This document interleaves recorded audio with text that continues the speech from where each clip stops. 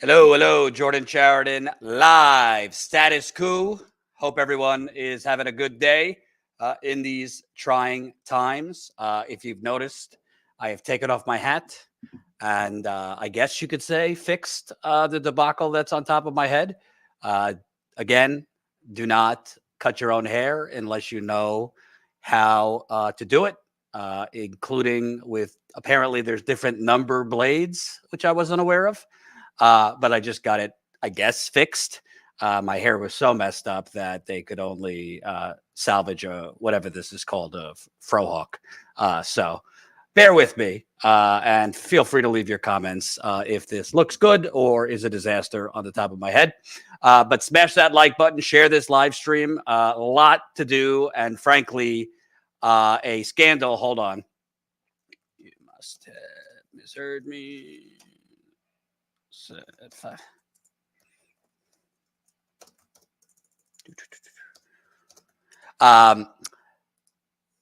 But I, continuing on from my report yesterday, and if you weren't here yesterday, essentially I reported on what should be a scandal. It's fixed, I guess not. What should be a scandal, because last week we found out that the NTSB, National Transportation Safety Board, and in its final report confirmed not only did Norfolk Southern, the multi-billion-dollar railroad company, unnecessarily and intentionally chemically nuke the small town of East Palestine, but they hid vital information from Governor Mike DeWine, from the fire chief of East Palestine. They basically hid from the governor and the fire chief that the chemical car company, the owner of the chemical cars, vinyl chloride, which was the 5 cars that Norfolk Southern exploded over East Palestine and Pennsylvania, they repeatedly told Norfolk Southern, you do not need to detonate those cars. They repeatedly told them there is no risk of an uncontrolled explosion. So we showed you yesterday the clips from that Senate hearing last week in which the NTSB director told Senator J.D. Vance that not only were the temperatures in all the cars cooling, going down, meaning if the temperatures are going down, there is no risk of a chemical reaction, a chemical explosion, which is what Norfolk Southern claimed as the justification to detonate the cars. But I didn't know, maybe East Palestine residents knew, that Norfolk Southern basically left that information out when they were giving the governor and the fire chief the recommendation to detonate the cars. Kind of vital information, don't you think? If you're the governor and the fire chief, you would want to know, hey, the owner of the chemicals that are the experts on the chemicals are saying you don't need to do this. It's too risky. So I thought, I don't know, let me do a little journalism due diligence and let me reach out to all the various political entities to find out, hey, with this new evidence that this wasn't like an accidental, just poor judgment, but Norfolk Southern hid the information that the chemical car company was saying, you don't need to do this. Maybe they would call for a criminal. I didn't even ask them to call for charges. I just asked for the bare minimum. Will you call for a criminal investigation into Norfolk Southern? Well, I published the reaction on Substack this morning. If you're not signed up to our Substack, you should be. You could join our Substack for free. That's statuscoup.substack.com. I'm not going to read the whole thing, but I will read what I wrote, the email that I sent to the Attorney General of Ohio, Dave Yost. Essentially, I sent this email and kind of tweaked it a little bit depending on who I was sending it to. I reached out to the Attorney General of Ohio, Dave Yost. I reached out to the Governor of Ohio, Mike DeWine. Reached out to Ohio Senator J.D. Vance. Reached out to Ohio Senator Sherrod Brown. Reached out to Pennsylvania Senator Bob Casey. Pennsylvania Senator John Fetterman. Pennsylvania's Attorney General Michelle Henry. I think I got everybody there. So let me just read you, Colin, if you could show the Substack. I just copied and pasted the email that I sent to them so you could kind of see the behind the scenes of our process here, the journalistic process. Good morning. This is independent journalist Jordan Chariton with Status Coup. As I'm sure you saw, last week yielded fairly stunning facts about the Norfolk Southern East Palestine train derailment. As NTSB Chair Jennifer Homendy confirmed to Senator J.D. Vance, Norfolk Southern did not tell Governor DeWine or the incident commander, East Palestine Fire Chief, that Oxy Vinyls, the owner of the vinyl chloride train cars that was on scene in East Palestine, had recommended against doing a vent and burn of the 5 vinyl chloride train cars, and that Oxy Vinyls had told Norfolk Southern, quote, there was no justification to do a vent and burn. This information was not relayed to the governor or fire chief in the discussion meant to get Governor DeWine and the fire chief's approval to do the vent and burn. I won't read the exact transcript. I just gave them kind of the quotes from that hearing in which the NTSB chair confirmed to Senator Vance that all the car temperatures were cooling down, that there was no uncontrolled, risk of an uncontrolled explosion, that Oxy Vinyls, the chemical car company, was on scene, but they were essentially blocked from the emergency response meeting where the decision to vent and burn was made.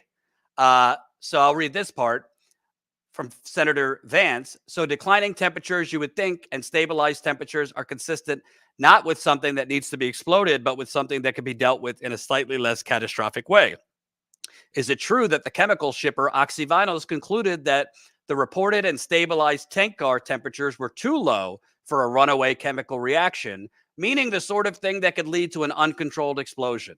NTSB chair. That's correct. Oxy Vinyls had testified that polymerization was not occurring. In order for polymerization to occur, which was Norfolk Southern and their contractors' justification for the vent and burn, you would have to have rapidly increasing temperatures and some sort of infusion of oxygen. NTSB chair confirmed that Oxy Vinyls testified that there was no free radical agent or sufficient heat trajectory to justify Norfolk Southern's contractor's assessment that a chemical reaction was occurring. The NTSB chair also said that Norfolk Southern lacked scientific basis to support their conclusions to explode the cars. In response, Senator Vance, kind of a strong statement, said this town very well may have been poisoned to facilitate the rapid movement of freight, or at the very least, it was poisoned for reasons that we can't identify. That should really concern every single person on this committee. And I would say every single person in this country. So I asked, simply put, according to the NTSB investigation, Norfolk Southern disregarded expert subject matter advice, disregarded cooling temperatures of the tank cars, and withheld the expert advice from Oxy Vinyls against doing a vent and burn when making its recommendation to Governor DeWine and the East Palestine Fire Chief. You also have one of Ohio's senators publicly stating East Palestine and the surrounding areas of Ohio and Pennsylvania may have been intentionally poisoned by a multi-billion-dollar railroad company in order to reopen their rail lines and maximize profit. With the NTSB investigation completed and this information out there, will Ohio Attorney General Dave Yost be opening a criminal investigation?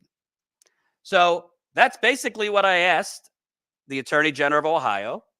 I am unfortunately have to report to you, he hasn't responded yet. So if you're from Ohio watching, or you're from Pennsylvania watching and you've been affected, you should know about a week ago, a lot of this information was known like 6 months ago, but about a week ago, the NTSB report confirmed that Norfolk Southern criminally hid vital information from the Ohio governor, yet the Ohio Attorney General has not commented on it, nor even suggested there will be a criminal investigation. It gets better. The Ohio Governor's Office provided me with this statement. Colin, if you have that statement, I think Ronnie had made it. But the Ohio Attorney General said, no, not that one. I don't know if you have this one, actually. This is from the Substack piece. If you don't, just read it for the Substack. NTSB Chair Homendy testified Wednesday that neither Governor DeWine nor Incident Command were ever presented with a scenario from experts that a controlled vent and release was unnecessary to prevent a catastrophic explosion. They were also not presented any scenario where, if officials did nothing, the train cars would not explode catastrophically. Governor DeWine spent hours with Incident Command and Norfolk Southern contractors on the day of the release and asked numerous questions to understand the facts. No one, not a single expert, opined that day about there being any scenario occurring besides either a catastrophic explosion or a controlled release to prevent such an explosion. as I said to you yesterday, that's a lie. They just weren't told. There was someone, the experts and the owner of the chemical car company, saying, don't do this. Not once, not twice, 3 times. Governor DeWine apparently just was not made informed of that because Norfolk Southern hid that. Lied to their puppet, Mike DeWine. In response to the governor, I said, thanks for the statement. That doesn't answer my question. Given this new information and evidence, will the governor be calling for a criminal investigation into Norfolk Southern? His spokesperson responded, I do not have additional comments beyond our statement. I wonder why. Well, according to the Ohio Capital Journal, Norfolk Southern has donated $29,000 to Governor DeWine's campaigns for his campaigns and his inaugurations. According to the Sierra Club, Norfolk Southern and its Political Action Committee has donated $165,000 to DeWine over his political career. Norfolk Southern's Ohio lobbying firm assisted in blocking railroad safety regulation. Norfolk Southern's Ohio lobbying firm orchestrated a deal between Norfolk Southern and a Cincinnati, Ohio publicly owned railroad. It gets better or worse. A spokesperson for Ohio Senator Sherrod Brown, who is up for reelection this year, Ohio, he's labeled a populist progressive senator in conservative Ohio. His person just gave me a statement expressing his outrage. This is outrageous. This explosion, which devastated so many, was unnecessary. The people of East Palestine are still living with the consequences of this toxic burn. This is more proof that Norfolk Southern put profits over safety and cannot be trusted. No shit, Sherlock. Tell me something I didn't know, Senator Brown. So in response, I asked his press secretary, thanks for the statement. That doesn't answer my question. Given this new information and evidence, will the senator be calling for a criminal investigation into Norfolk Southern? Haven't heard back. Sherrod Brown has received $41,000 from Norfolk Southern and its lobbyists since 2004. Might I add, he's up for re-election this year. Might I add, he's up for re-election this year in Ohio. The Attorney General of Pennsylvania's office responded, we have no comment to offer. I should note that in February or March of 2023, the governor of Pennsylvania, Josh Shapiro, did call for a criminal investigation into Norfolk Southern, and he sent a criminal referral, that's what they call it, a criminal referral into the Attorney General of Pennsylvania to look into the East Palestine derailment. Well, that was a year ago. I couldn't tell you if the Attorney General of Pennsylvania has opened a criminal investigation or not. I don't know, and they wouldn't comment. So when they said no comment, I wrote back to the Attorney General of Pennsylvania. To be clear, the Attorney General of Pennsylvania has no comment on the National Transportation Safety Board confirming that Norfolk Southern had vital information from the governor of Ohio, the governor of Pennsylvania, and the incident command regarding the chemical experts and owner of the toxic vinyl chloride advising against detonating 1.1 million pounds of vinyl chloride over East Palestine and Western Pennsylvania. They responded, we have no comment. I have not received a response from Senator Vance, Senators Bob Casey, who has received a lot of money from Norfolk Southern, and John Fetterman, who has not received money that I know of from Norfolk Southern. And I've not received a response from Attorney General Dave Yost. I will give you their numbers and contact information in a little bit.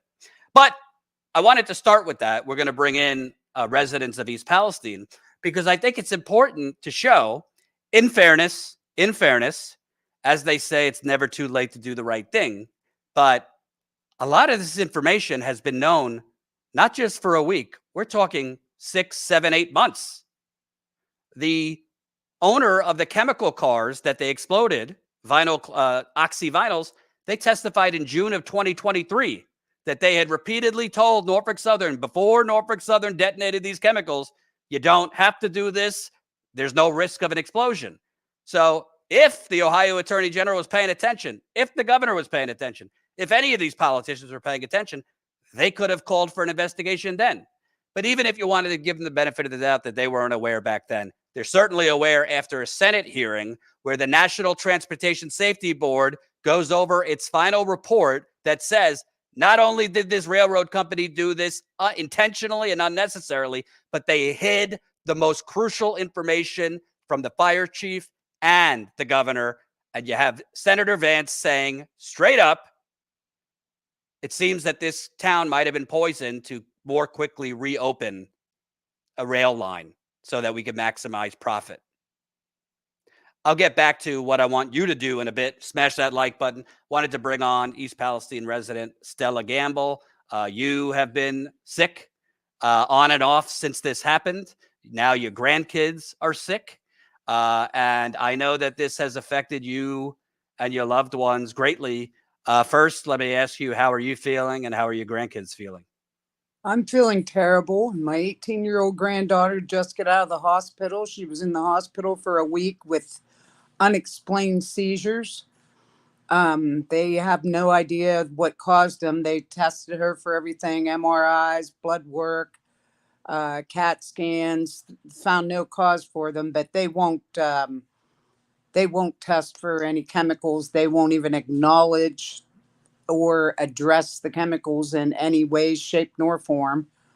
So they sent her back home on anti-seizure medication. Two of my other granddaughters, the twins that are 14 years old, they're both massive headaches, leg cramps, a rash that started on my one granddaughter's head and has spread down the back of her head and onto her neck. I developed a rash last week, and it is starting to open up. I have an appointment with the dermatologist on Monday. It's moving into my hair and down into my eye. You know, we've all been really sick. And, you know, my question when I hear all this stuff is, why was Norfolk Southern the only one relaying this information? Why wasn't there a team addressing this together and giving the information to the governor and giving the information? It's just more proof that Norfolk Southern took this thing by the reins on day one and has continued to be in charge of every single aspect of this train derailment, of the cleanup, of the way we've been taken care of. They have been in total charge. You know, the chemical company shouldn't have been telling Norfolk Southern so that they could relay the information to the governor and relay the information to the fire chief. They should have all been in the room. There should have been a team in that room addressing this together and figuring it out together and discussing it together. It's just more proof that from day one, Norfolk Southern took charge, and they still took charge. Can I ask you, because I know you and your husband had left for a few months and temporarily relocated, and you felt better when you left, but when you came back, pretty quickly you started feeling sick. Within 2 weeks, we were gone 10 months. I had no symptoms, and within 2 weeks of coming back, I started getting sick. My husband and I had booked a vacation several months ago with 3 other couples. It was 3 weeks ago we went, and I was so sick that Darren had to pack my bags. And the only reason we went is because it was already paid for and we couldn't get our money back. And I told him, I'll just stay in the room. You know, you guys can do whatever. The other couples weren't from town. I said, you know, I'll just stay in the room. You know, it'll be fine. I was there less than 24 hours. And if I had any doubt at all that I was sick from being in East Palestine, that was completely gone. I had no headaches. Wow. I had no dizziness. When I wake up in the morning, I can hardly see because my eyes are coated with a film. The film was gone. I was perfectly fine for the whole week we were gone. And within 24 hours of coming back, I started getting sick again. And I'm to the point now where I can barely get out of this chair. And, you know, you start to question yourself after a while. You think, you know, well, maybe there's something else. There's something else going on. I went to the doctor and I told him, I want you to test me for everything you can possibly test me for. You know, he did blood work. My organs and everything are perfectly fine. They did find a small spot on my one lung that he said, you know, that they were going to keep an eye on. But, you know, when I leave here for a few days and all of a sudden I'm perfectly fine, there's no doubt that there's something going on here. You know, this place stinks so bad. They had Sherrod Brown and Deborah Shore in town yesterday, and they took them to the candle shop. They don't take them to the city building. When the president came in, took him to the candle shop. When J.D. Vance comes into town, they take him to the candle shop. And everybody's like, you know, wonder why they take him to the candle shop. I can tell you why. Because our city building stinks so bad that it'll burn your eyes when you walk in there. And the candle shop's full of candles. You can't smell a thing in there. I mean, that's the only thing I can think of. You know what? Why did they take them there? There are so many people in this town that are having the same symptoms and the same sicknesses going on, and nobody's going to do anything about it. It's just nobody's going to do anything about it. And you know, you talk about the money that Norfolk Southern gave to the politicians. The way I see it, Norfolk Southern is part of the BlackRock family. They're one of BlackRock's children. So not only are you talking about the money that they themselves in their name donated to the politicians, you're talking about the family that supports our government officials, that supports our politicians. They have every politician in this country in their pockets, and Norfolk Southern is just one of their children. Speaking of children, I wanted to follow up. Your grandchildren, you mentioned one of them is having seizures. Yes. How old is he or she, and did she ever have these issues? She's 18 years old, and absolutely not. She has always been healthy. She lives with me. And when we moved back into the house, she started having headaches, and she started having dizzy spells, and she would get leg cramps, really bad leg cramps. And one day she just fell into a seizure, and we, like I said, we took her by ambulance to the hospital. They ran every test that they're allowed to run on her. She was in there a week, and they found none of the causes that they had researched for these seizures. And she's not the only one in this town having seizures. I mean, there's lots of people having seizures, lots of people having gastrointestinal issues, lots of people, you know, having cancer. Well, you know, even the people that had cancer and then it was in remission or it had been alleviated, it's all coming back now. Any illness that anybody had, it's all either amplified now or there's a new one to add to it. I want to play this clip because you had mentioned why was there this buffer? Why wasn't the chemical car companies talking directly to the governor? Why was Norfolk Southern the middleman? Let me play this exchange between Senator Vance and the NTSB chair. I won't ask you to speak to motivations here, but when you have an unnecessary, uncontrolled burn that poisoned a lot of people, that then led to rapid transit of train traffic, a lot of people, including me, are wondering, did they do this not because it was necessary, but because it allowed them to move traffic and freight more quickly? And if so, that is an extraordinary thing that I think requires a lot of further work from this committee and from others. But we will stop there because I see my time is up. Thank you, Chair Hamady. May I add something to that? Please.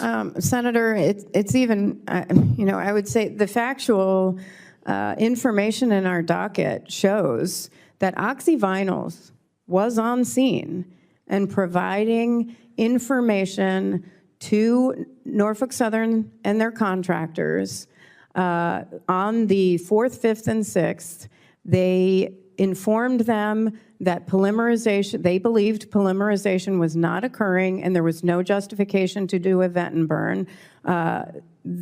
Rightfully, Norfolk Southern's contractors said, ruled out hot tapping and transloading because it would have been a potential safety issue for their employees, but there was another option, let it cool down. It was cooling down. We know for a fact that when that pressure relief device went off, that it had to have been above 185 degrees.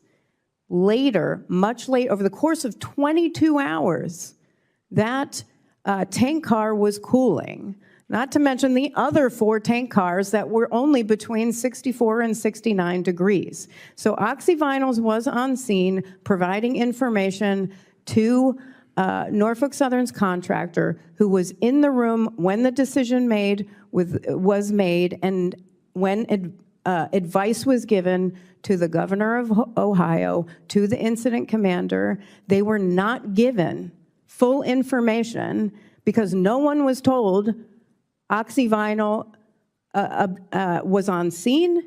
They were left out of the room. The incident commander didn't even know they existed. Neither did the governor. So they were provided incomplete information to make a decision. Yes, go ahead, Senator Vance.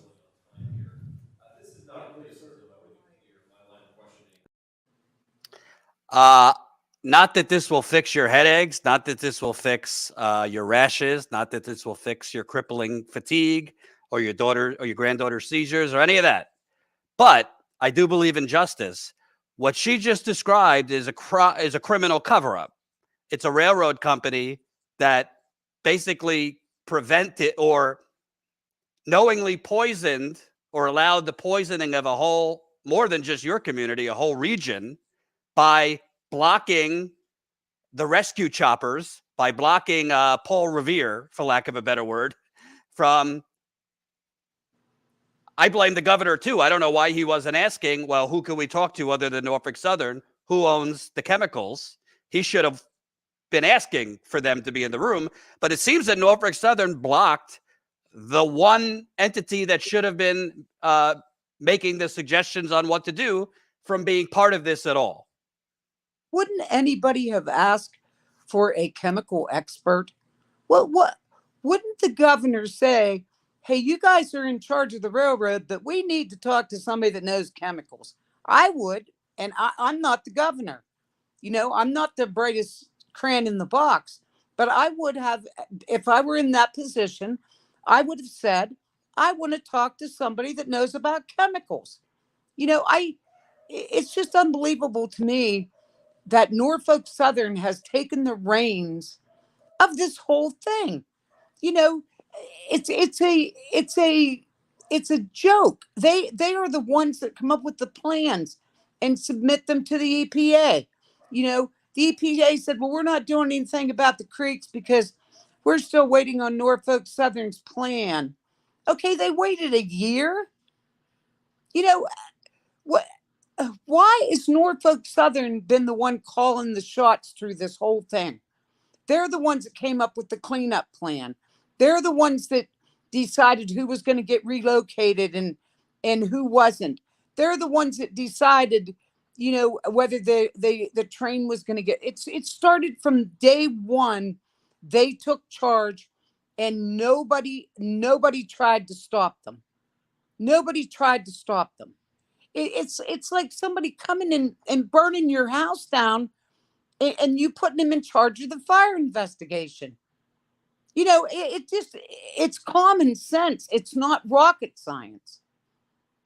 And can you talk about the fact that, you know, obviously activists in East Palestine, and I've talked to so many residents, they have been begging the EPA, but more importantly, Senator Vance, Senator Brown, Pennsylvania residents have been begging their senators. They've been contacting the Attorney General's office. They've been contacting the senators' offices, congressmen' offices. There's been some action, some financial action, not enough. But what are your thoughts that it seems like there's clear evidence of a crime here?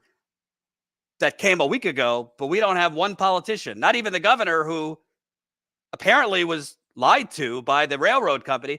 Not one of them will go on the record saying, yeah, we should have a criminal investigation.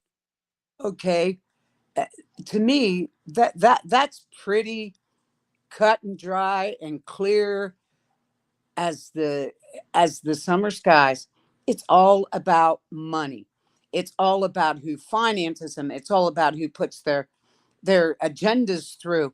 It all boils down to the same thing. Like I said before, Norfolk Southern, it does donations on their own, but they are a child of a huge family, You can't offend or hurt or step on one of the kids without ramifications from the rest of the family. You know, these politicians didn't get to be politicians unless they did something for somebody.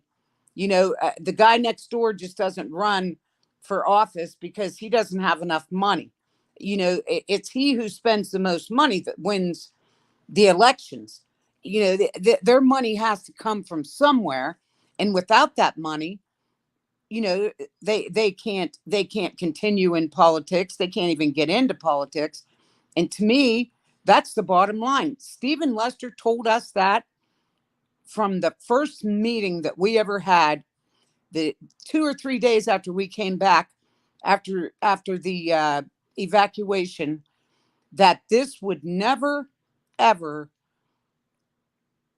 this thing would never, ever come out, and that the poisoning that they did and the toxins that we were going to be subjected to would never come out because of the extent of the damage and extent of the area it covered, that the financial ramifications were what was going to make the decision on what happened here. And as far as he was concerned, nothing was ever going to happen because the financial ramifications all around would be way too great. And I've lived by that ever since the day he told us that. And I mean, that's what it all boils down to. That's what this whole thing comes back down to. It comes back to money. Nobody wants to offend the person or the entities that are filling their pockets. It's not going to happen. They're not going to. You brought something up, and sometimes, not just with this story, but many stories like it, I feel like I'm in the Twilight Zone. It seems like what you're describing, that when President Biden came, or when politicians have meetings, they hold it in a candle shop rather than a city building. It seems like they're just gaslighting the world. It seems like they're just creating a fantasy land, and they're trying to just literally cover up by putting events in a candle shop, having Biden not have to be anywhere near, residents and activists. It seems to me that they're just trying to literally sweep this under the ground. And it's not just this. It's not just this. This has been going on way before this derailment. This is what our country has become. We have allowed this. We have allowed this to happen. And it's just like a kid that you let misbehave, and then at 17 you say, well, now I'm going to start disciplining you.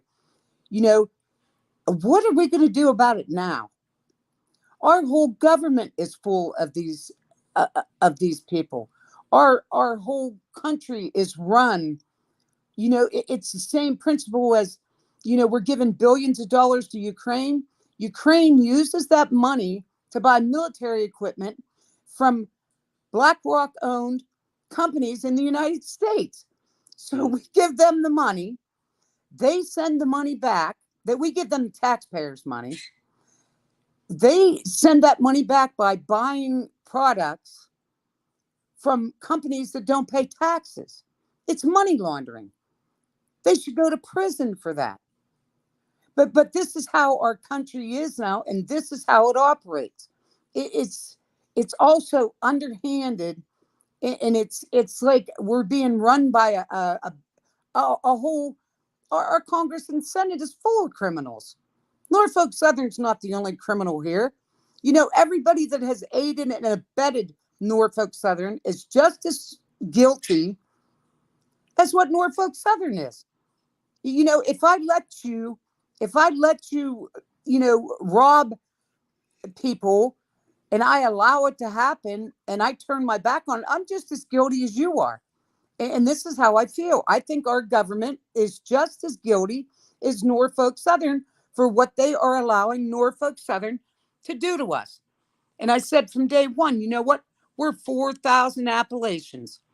They don't give two shits about burying us and sacrificing us. And not only are they sacrificing us, they're sacrificing my kids. They're sacrificing my grandchildren. They're sacrificing, these are, they call them forever chemicals. This isn't just going to go away next year or the year after.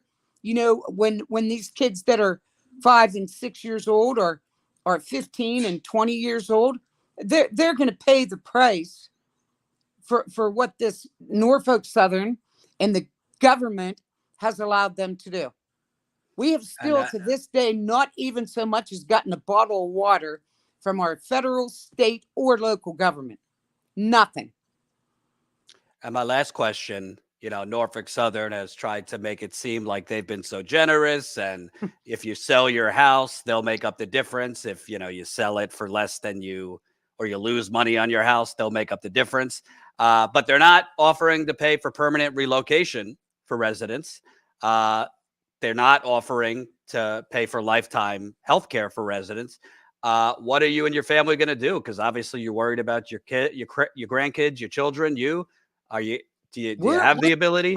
We're going to put our house up for sale, but herein lies the issue. Norfolk Southern made that offer to pay people what the value of their house was pre-derailment.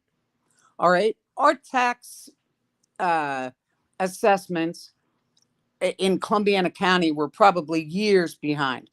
Like, I think they valued our house at like $160,000. This house is probably worth $200,000 or more right now. So if we sell this house, say we get $200,000 out of our house, we can't go anywhere at all and find a 4-bedroom house on an acre with a 2-car garage for $200,000 the way property has gone up over this past.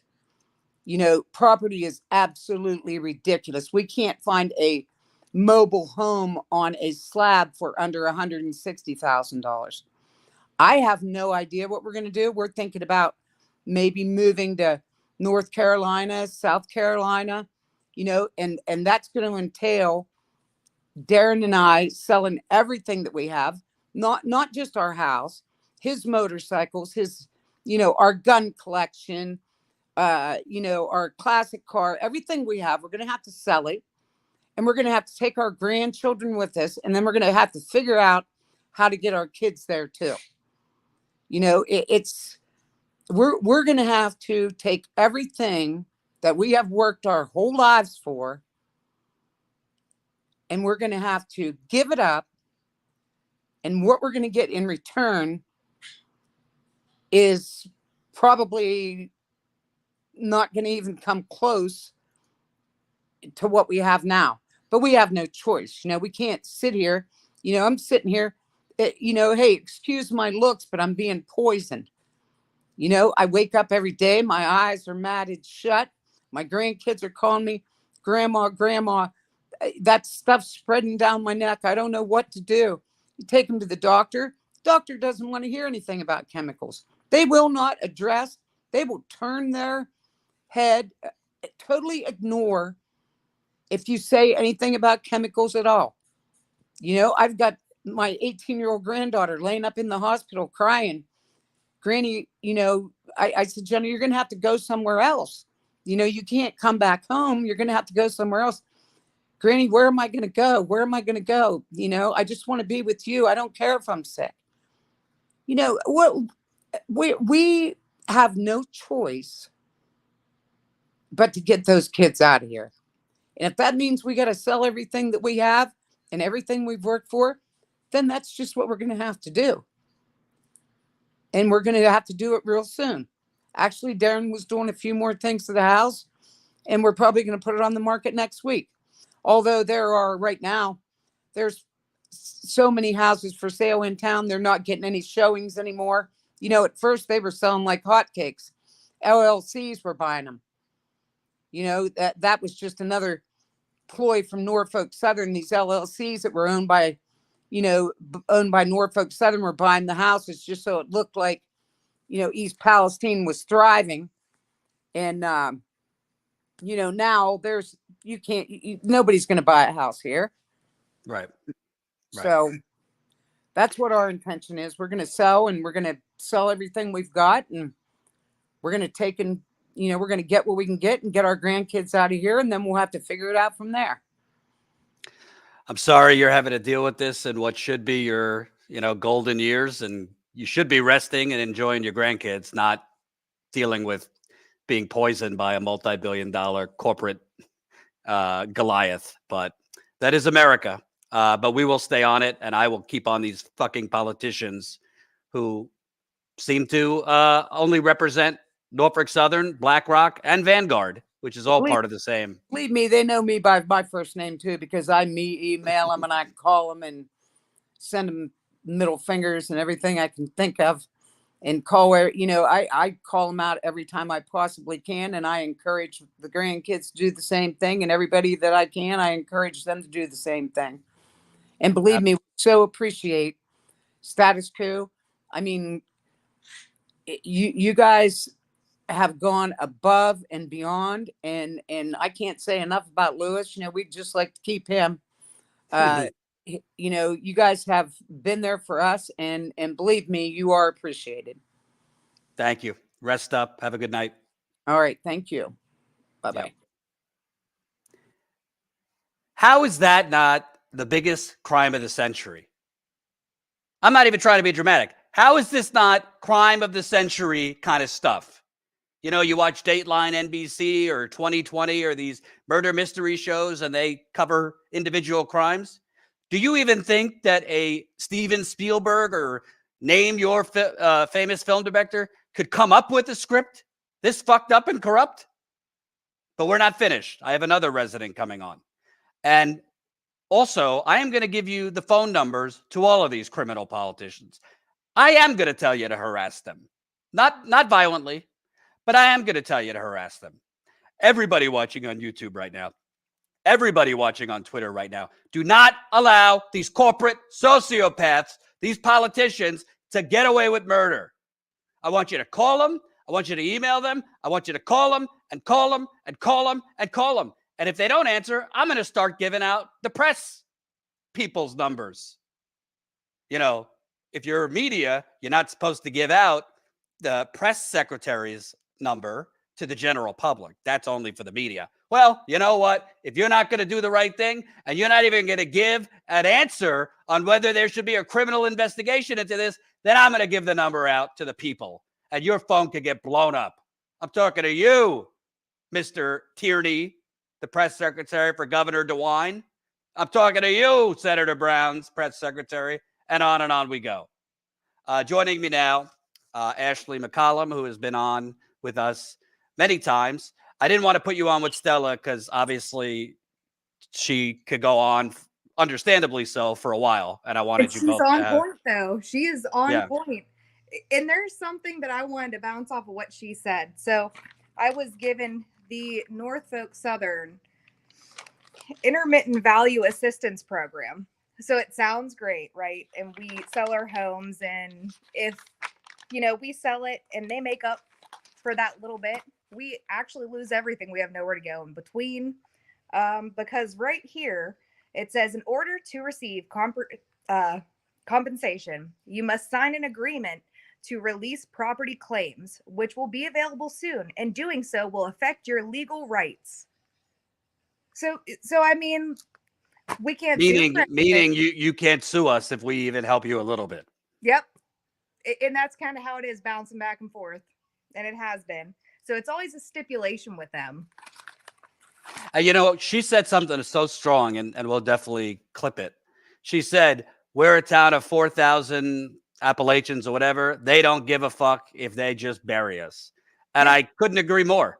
I mean, Just like the actions. chemicals. Dug a hole Yeah. and buried the chemicals just like that. That's another thing, even you're mentioning. This stuff came out last year. We all heard it, and everyone's like, boom. When did this happen? No, it happened last year. This is the second time we're hearing about it. Everyone is amazed. And the people living in town hearing that, it's like, hey, we're losing our memory. We're contaminated with chemicals. So I kind of understand why it's all new information. We feel like we're in the Twilight Zone. Well, I was kind of stunned in the first place. If we had a healthy society, if we had a healthy media, if we had a healthy government, I thought game over when the owner of the chemical cars testified, not last week, in June of 2023. What is that, 8 months ago? To me, that's game over. They're testifying under oath. So if he perjures himself, that's a problem. Saying not once, not twice, 3 times, us, the owner of the chemicals, told Norfolk Southern the temperatures of the cars were going down. There's no indication that the cars are going to explode. And basically, they just did this to open up the tracks quicker. That right there is a crime, or at least enough to open up an investigation. I want to ask you, because there's more concern. We know about vinyl chloride. We know about dioxins. We know about all the different chemicals that could come as byproducts of this explosion. But a lot of people didn't realize that there were Ford trucks. There were Ford trucks on that long ass Norfolk Southern train. Yep. And those Ford trucks were electric cars. Yep. And I don't want to get into political debates with people. Some people love electric, some people don't, whatever. But the bottom line is electric cars, if they're on a train that derails and then is detonated, well, the batteries are, different ones have different traits, but they're made, cobalt, lithium.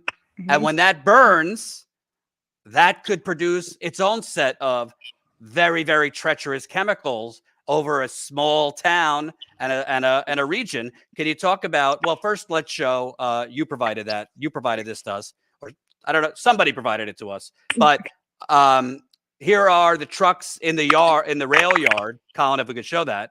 Yep. So this is in February of last year. You see those burnt Ford trucks? February 16th, or the 18th, I took those. So these are the remnants of those burnt, detonated Ford trucks. And the EPA, a year later, decided to confirm for you that, yes, those Ford trucks with the electric batteries were on. Can we show that, Colin? Or which one? That's the email for the EPA. Oh, I think that was last year as well.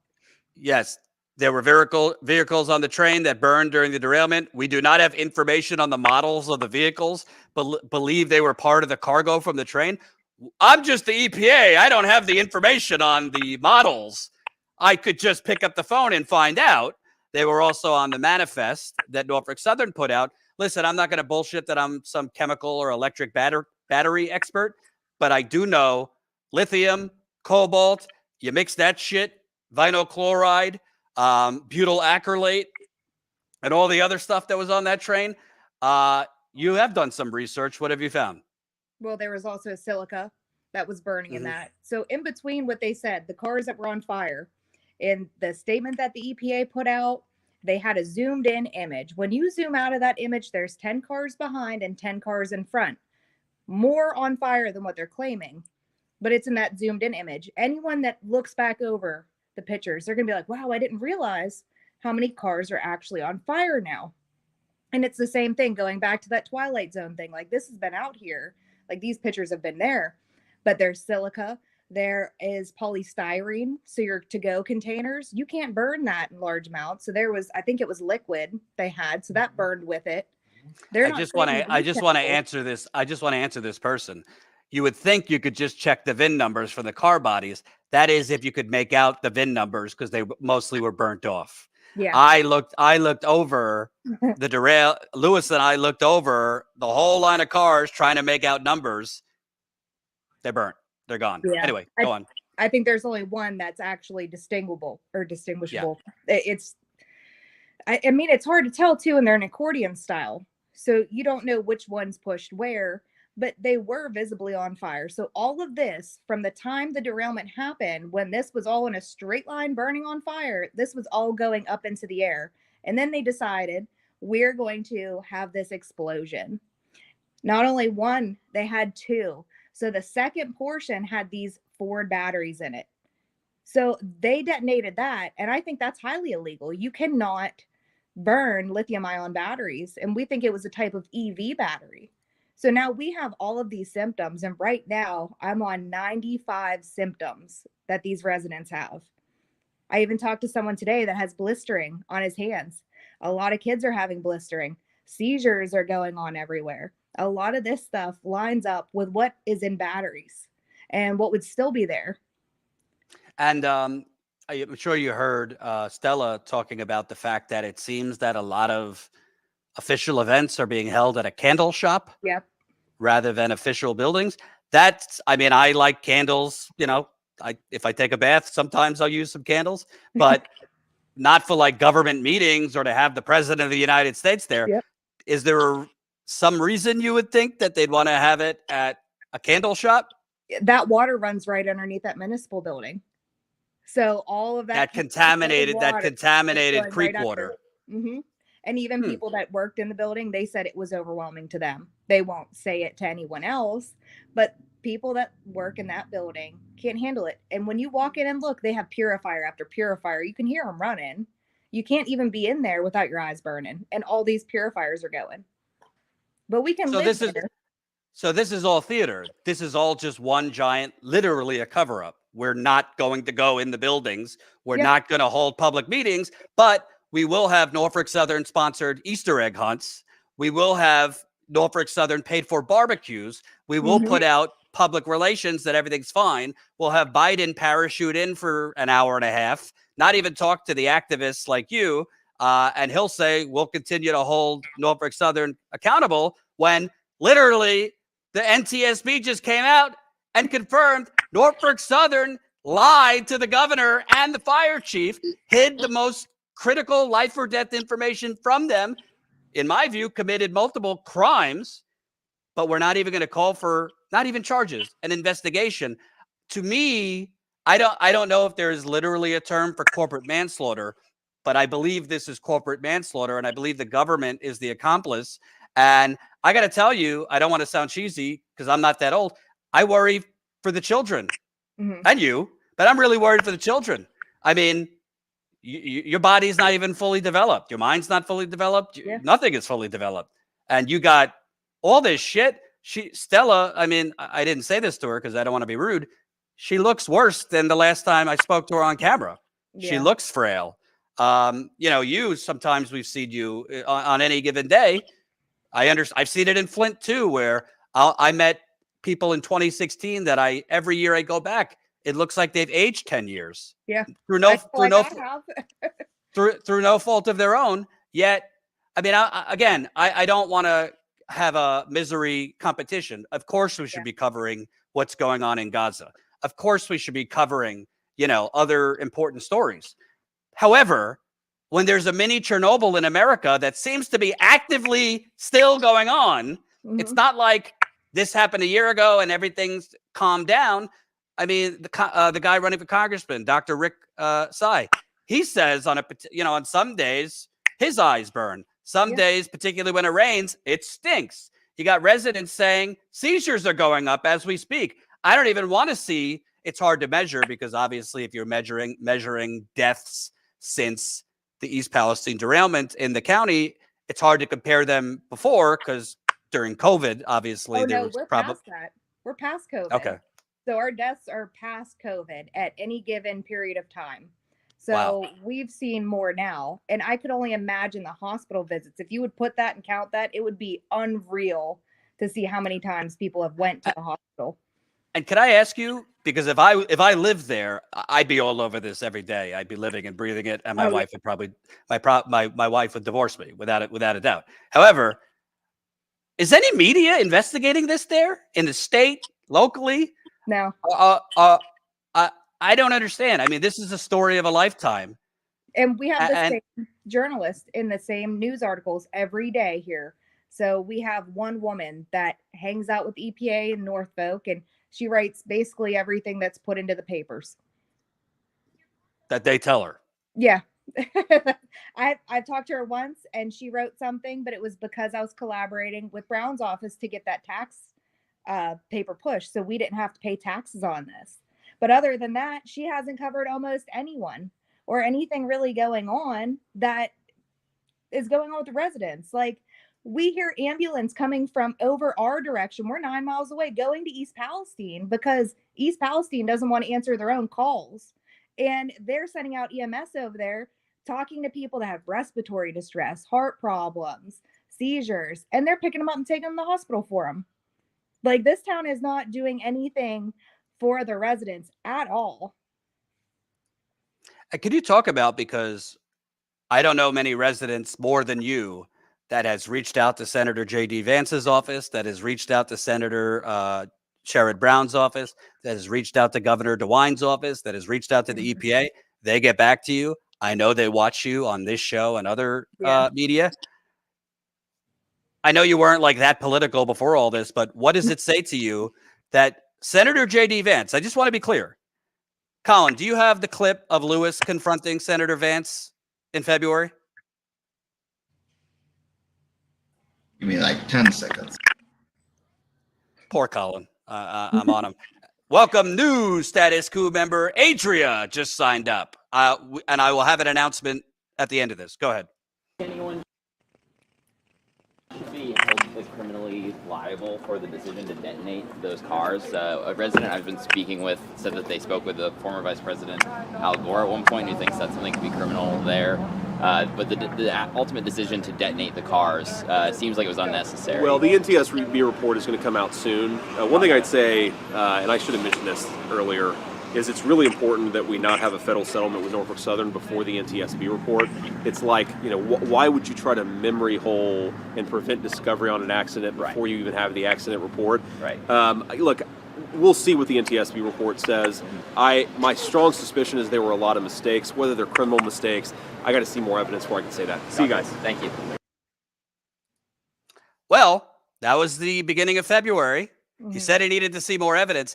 He's the one in the Senate hearing where the NTSB chair, not only do they have a written report, but she told them in detail.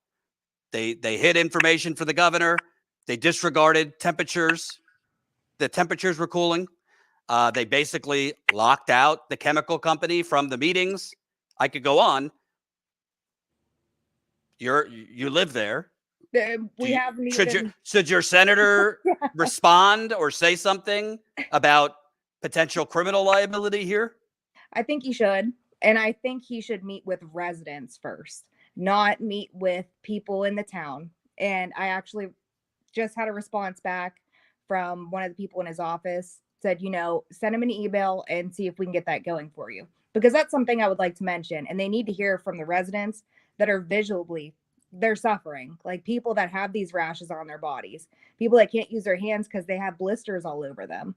If they can't get diagnosed for anything, and if we don't know what chemicals are here, we can't do anything medically for these people. We're going to continue to keep going to the hospital. So he needs to understand they do need these criminal charges. We didn't know about half the stuff that burned. We weren't put into the right position when we were sent back into town with all this chemical stirring up. Right now they're digging and people are getting sick again.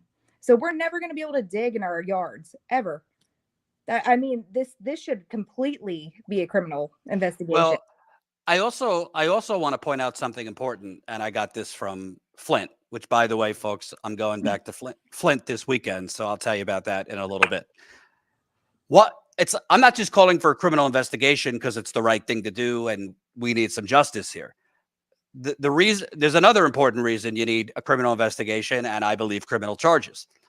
Criminal investigations and criminal charges lead to higher amounts in terms of civil liability, meaning higher financial reparations or, financial, whatever you want to call it, money to you, the residents. So in Flint, for example, I believe, based on my reporting, the Attorney General of Michigan wanted very much to get the settlement, the Flint water crisis settlement, done and over with before criminal charges were filed, because they wanted to pay as little as possible. And if you start filing serious criminal charges, well, your liability bill goes way up. To meaning, in that case, the state of Michigan to the residents of Flint.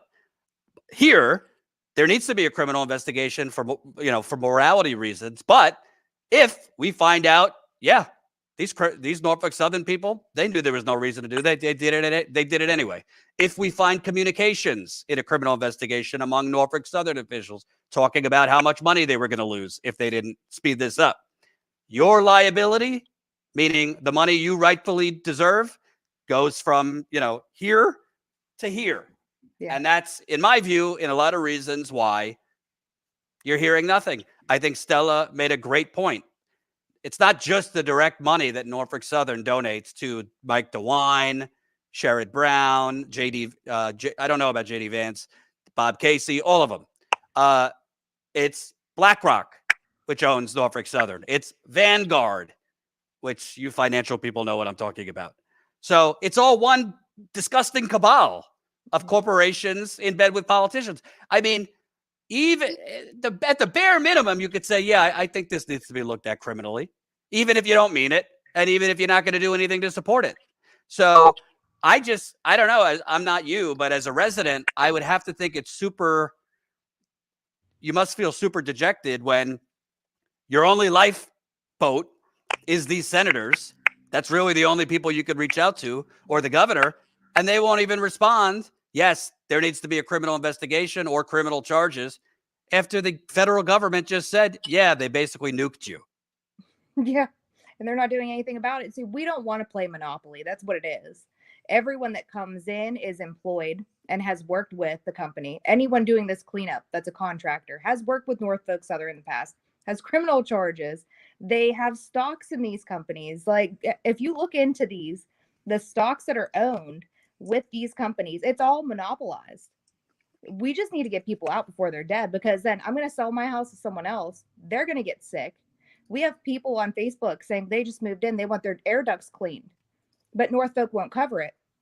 Some people are getting a little bit snide with them. Like, you moved into a house in East Palestine, you should have known better. Well, no, because some of the news station is covering it. It's all fine and dandy. Everything's good. It's clean. Till they get into their home, they can't breathe. And they're like, why can't we breathe? So let's try to get our air ducts clean. It's not their fault. We're putting these new people into the situation, basically steering them the wrong way, saying everything is good, buy our homes, move out. It's a rotating door. Like, we're getting more and more people stuck in this. Do you mind if I show the pictures you just sent me? Yeah, that's fine. So you came for the Biden photo op. Mm-hmm. Well, were you there for an hour or two? I think about 3 hours, because we went afterwards and we protested right on the roads where he was driving by. So all the dust is kicking up. I actually had blurred vision. It was spurts, like about 2 minutes. I'd have blurred vision to the. You look like you got pink eye there. Yeah, and it's not. The doctor said it is not. He didn't know what it was.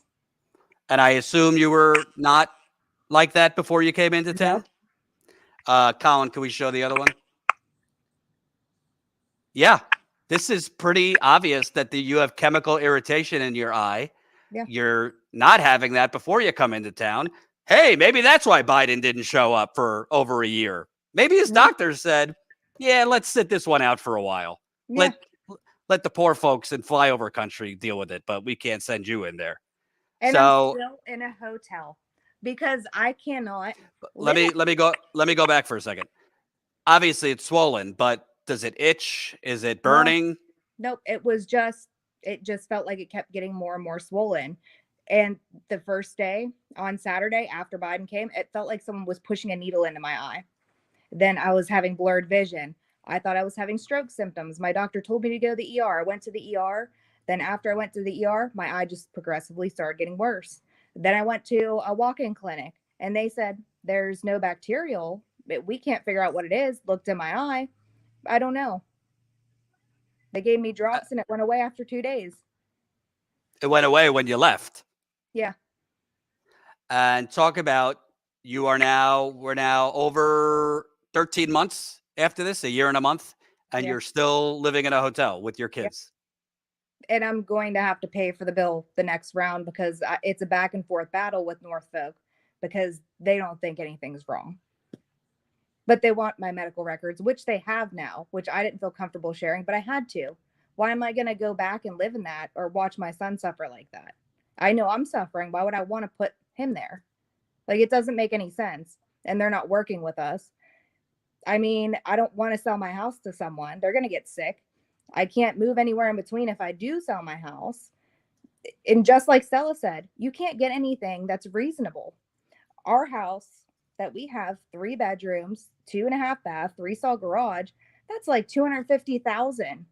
I can't find anything like that. And my house isn't the best looking. And crime's even up over there. Our house got broken into. And people are over there spotting stuff and taking stuff from town. People are stealing people's mail. I mean, we never locked our doors there. The whole town has completely changed. And Norfolk is the one over there making it look pretty. And just so the audience knows, I just dropped Ashley's GoFundMe in there. It's not to go to dinner. It's to get the hell out of there. So if you got a couple bucks and could chip in, Colin, if you could put that in the description too, I'm sure she would appreciate it. Honestly, yeah, I like staying at a hotel a few nights. I don't think I'd want to stay at a hotel for a month, much less 6 months, much less over a year. You damn sure children don't want to. Yeah. Can you talk about the mental toll of all this? He's here and you talk about it. So it's pretty bad. It's embarrassing to my son. He doesn't want to tell anyone that we're in a hotel. He doesn't want anyone to know. He doesn't want anyone to make fun of him. I even tell him, he tells him now, but even to come over and swim, but it's boring for him. I mean, and dealing with it every day because we're together. It's not boring. I know. Okay. It's boring that no one is playing with me except you and me. But it is difficult in having no kitchen, not having anywhere. Your cooking is good. any privacy. The only privacy I have is going to the bathroom. That's about it. Or going outside and sitting in a car. And sometimes you want to have those breakdowns. You go to the car and then everyone else can see you. So, I mean, it mentally is exhausting and you feel like you have to keep trying to research into this. Hope that something's going to give. Hope that you're going to find that aha moment and someone's going to come in and be like, hey, you were right. We should shut this all down. The abuser shouldn't do this anymore. I mean, relationship-wise, it's been hard. It's just been the worst experience I've ever experienced. My last question is, do you think that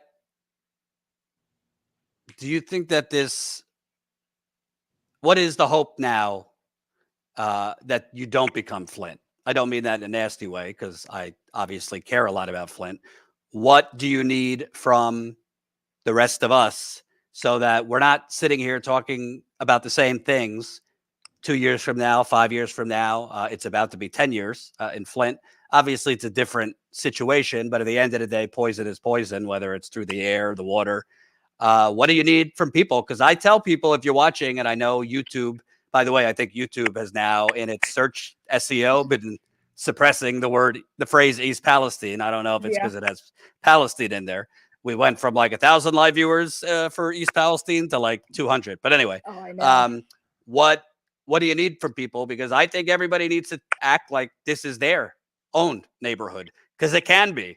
Yeah. If you think watching this that this cannot be you next, maybe it's not a train, maybe it's a different inciting incident that explodes, maybe it's a chemical plant, maybe it's a train, maybe it's a water system, maybe it's a mine. after Flint, we're going to West Virginia next week because a coal mine poisoned the groundwater there. And residents are getting their water orange, black, and brown. And now residents are getting sick all along southern West Virginia, one of the poorest areas in America. Who gives a shit, right? We do. We're going there. But what do you need from us? I would say write letters, make the phone calls. It's hard to tell because you can't buy someone a house and you can't buy the whole town a house. I mean, you can share the information with people, but we're seeing a lot of that get shadow banned.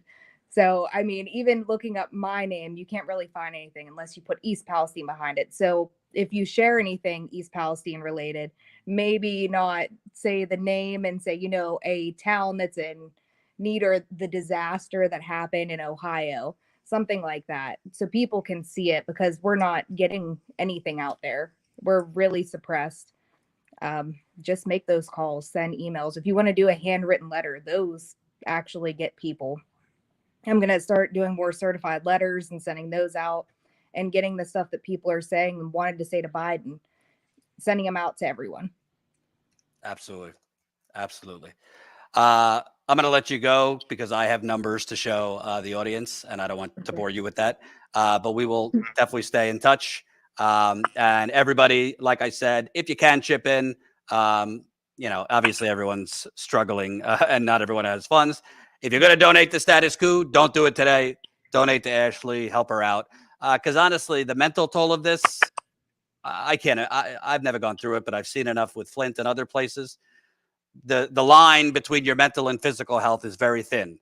So having to add on the economic concern over here of I can't find another home that provides the same things without basically losing half the value on my home, or, oh, I could kind of get somewhat financially made.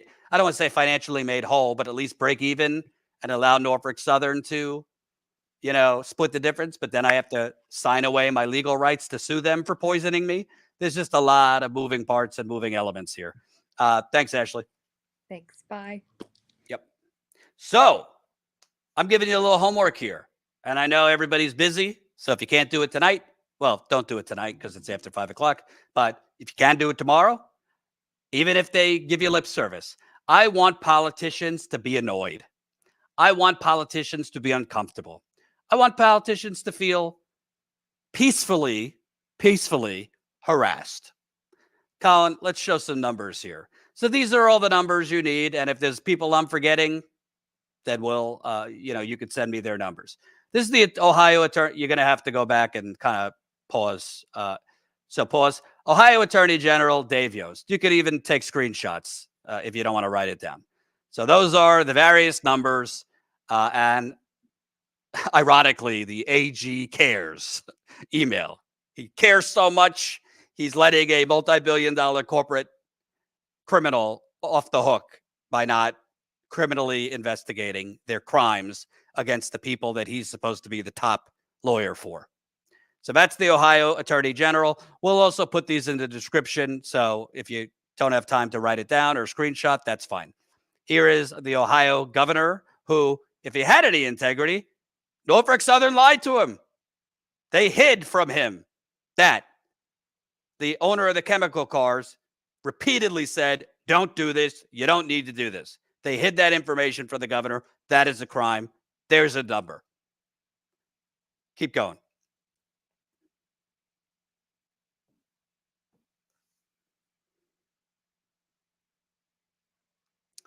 Senator J.D. Vance, he's got a bunch of offices. I'd start with D.C., then move down.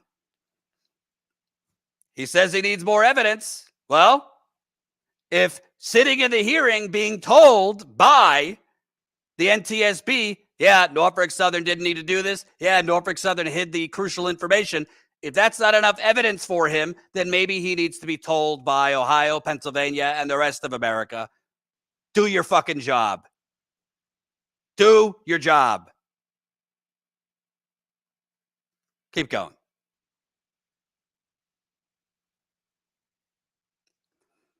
The Pennsylvania Attorney General. By the way, the Pennsylvania governor, Josh Shapiro, in March of last year, sent a criminal referral to the Attorney General of Pennsylvania over this derailment, meaning open a criminal investigation. It's a year later. I have no idea. I have no idea if she's criminally investigating it. Her office responded, no comment. Maybe they are.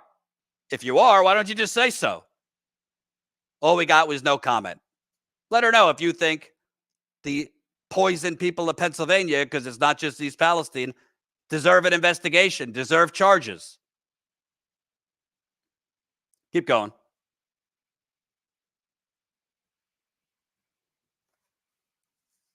Senator Bob Casey, up for re-election this year. There's his D.C. office, Allentown, Erie, Pennsylvania, Harrisburg. I think he's got a few others too. By the way, all these numbers are in the Substack story we put out this morning, so you could also get them in the Substack. That's statuscoup.substack.com. They're at the bottom of the story. It took me a while to collect all them, so do it.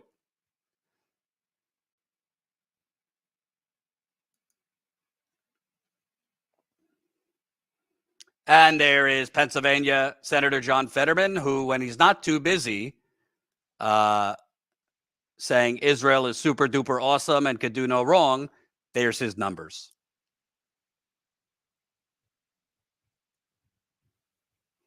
We are not going to let up. I am not going to let up. I'm going to call him. I hope you'll call him. We need to get on this. We need to kick up the temperature immediately. So I ask you all, call. Don't stop calling. Don't give up after a day. I know you're busy. I know you got kids. I know you got multiple jobs. Do what you can.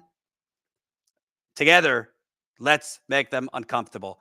And send this to your friends. Send this to your family. Tell them to do the same thing. It ain't just East Palestine. It's not just Pennsylvania. This could happen to you. Now, public service announcement. Later this week, I'll be going to Flint. I'll be shooting a mini documentary for the 10-year anniversary of the ongoing, not over, ongoing Flint water crisis. So while I'm there, I won't be live as much as I normally am because we're recording a documentary that we're going to release on the 10-year anniversary, which is at the end of April. We will go live at one point while we're there, but most of it will be recorded. So I think I'm going Thursday. We're going to Flint. It will be my 20th reporting trip to Flint.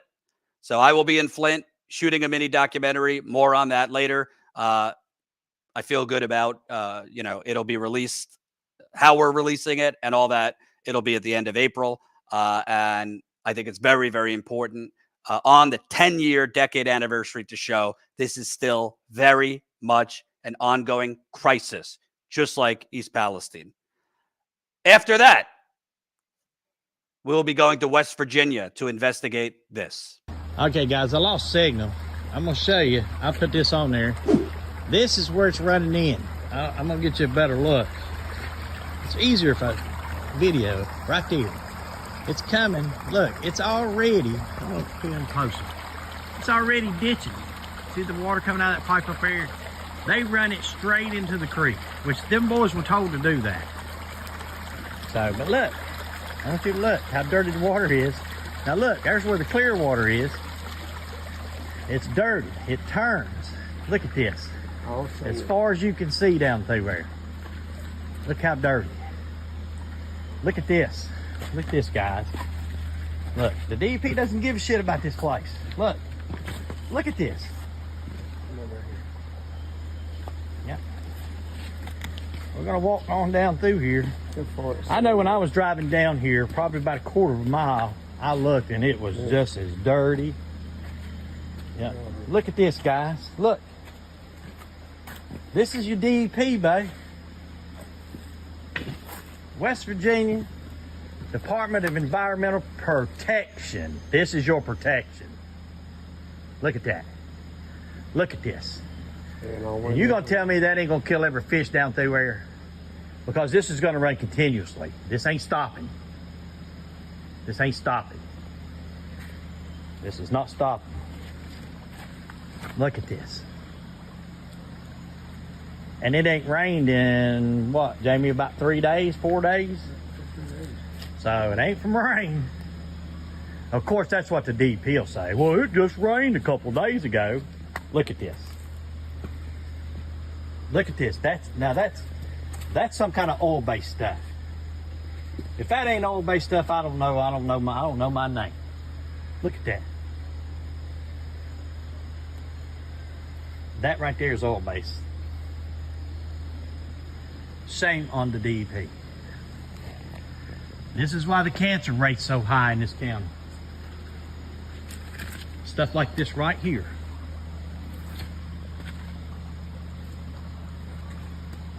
Shame on the DEP. Shame on it.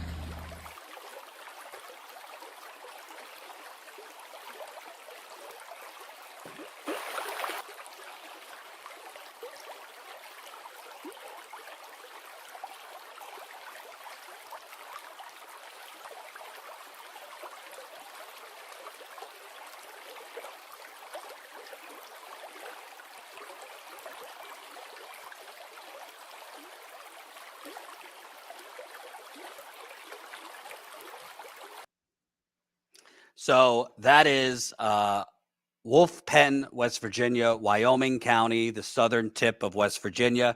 And frankly, I don't want to give definitive statements yet because I want to see with my own eyes. But from what I am told, it is very, very likely that a coal mine, potentially owned by the governor of West Virginia, who owns a lot of coal mines and hasn't paid a lot of money in taxes to West Virginia, poisoned the aquifer, poisoned the groundwater in West Virginia, southern West Virginia, and the Department of Environmental Protection, who is basically owned by the coal industry, just like everything else in West Virginia, more corruption, decided it would be a good idea to take that contaminated water that was contaminated by the coal mines with God knows what, dump it into the creek, Indian Creek, that runs about 4 miles with residents' private water wells right next to that creek.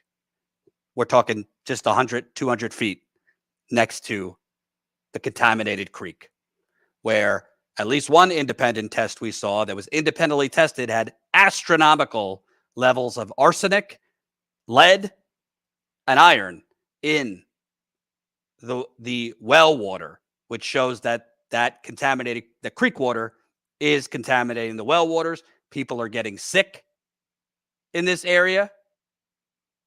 There have been people that have been dying. Of course, I can't say exactly of what, and I don't want to speculate. So we're going down there. Hate to be a broken record. You know the drill. This kind of on-the-ground reporting is very expensive for myself and John to fly to Flint, then rent a car, then do hotels, then obviously food, then fly from Flint to West Virginia. We can't even fly directly into this area because it only has a regional airport, and flying into regional airports wildly expensive. So we got to fly into another West Virginia airport and then drive 2 hours to this area, which was described to me as the boondocks. It'll probably cost us between both of this at least $3,000-$4,000 just for a week or so. If you're not yet a Status Coup member, what are you waiting for? Do you see anyone else doing this? Seriously, is anyone else doing this? If they are, please send them to me. We don't have any money from the banks, the fossil fuckers, big pharma, big real estate, Silicon Valley, big pharma, military industrial complex. Our funding comes from you, but we need more of it if we're going to continue doing this. Plain and simple. If you're already a member, please donate to help fund this trip. statuscoup.com/donate. Any amount. The big hitters, when we see those big donations, not a lot of them, but if we get, somebody who donates $1,000, it's incredible. That pays for, a significant portion of trips. But even if you can't do that, if you could only do, $10, $20, every amount helps. Every amount helps. Please support this reporting. Also, with the documentary, I'm paying Ty, old friend of Status Coup, to make the mini documentary for Flint. So John is shooting it. Ty is making the documentary. So a lot of money is going into these 2 trips. Please support Status Coup. Statuscoup.com/join. Join for $5 a month. We also have $10 a month, $20 a month, and $179 annually. $5 a month is 16 cents a day. $10 a month is 33 cents a day. Please support us. Statuscoup.com/join. Thank you for watching. If you want the numbers or more information on the story today, go to our Substack. That's statuscoup.substack.com. It's the most second to most recent story. Have a good night.